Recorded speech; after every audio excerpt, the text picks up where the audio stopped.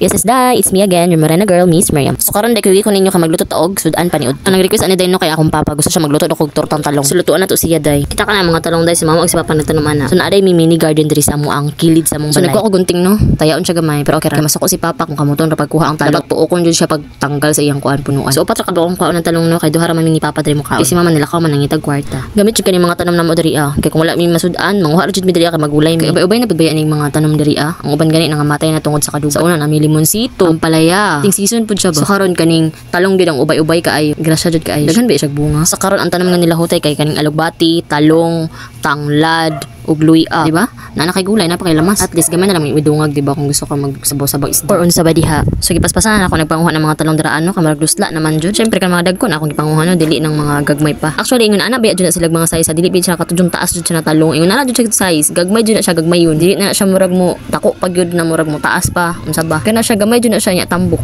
Unsa daw? Pinangay ra pud ni mama na si Emilia no, kanin siyang talong.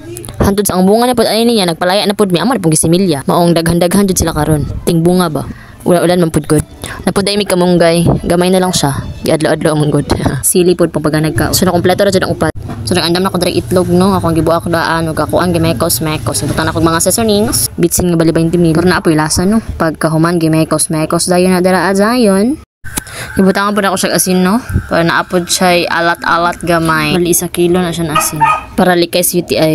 Sa baka sa aeroy, masabay ang po sa ako ang voice over. So man anak mo na siya. Ako nag-mekos-mekos para mawala ang iyang mga tibugol-tibugol no sa itlog.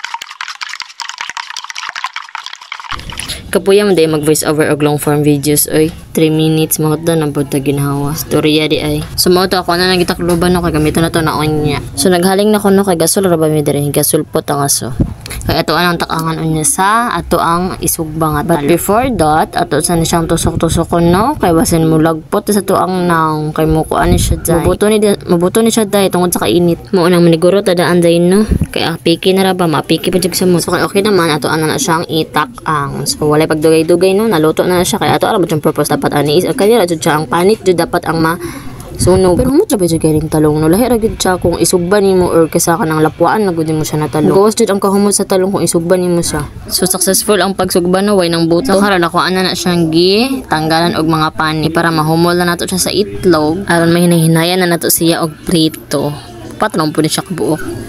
So magkapaso-paso pa jud ta no bago ta makaon og tortang talong. Pero okay ra na no. Ingon ana man jud na hirap bago sarap. Unsa daw? Naisingit ko pa talaga. So after 20 years of panit-panit no. So nahumol lagi na to siya sa itlog. So gapila na to siya pagdali no. So nagbutang na dayon ko og mantika then tara, giprito na ako siya ginahinay dyan. And after 20 years ato na pud siyang gibalay no para pikas na pud ang maluto.